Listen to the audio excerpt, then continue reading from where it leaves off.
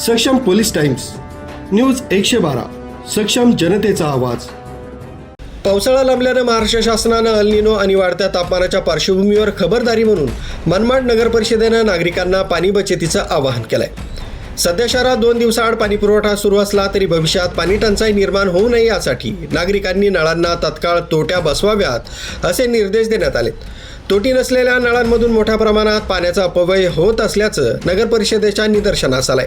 त्यामुळे पुढील पाणी वितरणापूर्वीच तोटी न बसवल्यास संबंधित नागरिकांकडून 500 रुपये दंड आकारण्यात येणार असून दंड न भरल्यास नळ जोडणी तत्काळ खंडित करण्यात येणार आहे। 3 दशकांपासून मनमाडला तीव्र पाणी टंचाईचा सामना करावा लागत होता। मात्र आमदार सुहास अण्णा कांदे यांच्या प्रयत्नांतून साकारलेल्या शिवसेना प्रमुख बाळासाहेब ठाकरे करंजवन मनमाड थेट जलवाहिनी पाणी पुरवठा योजनेमुळे मनमाड शहराला सध्या 3 दिवसाआड पाणी पुरवठा होतोय।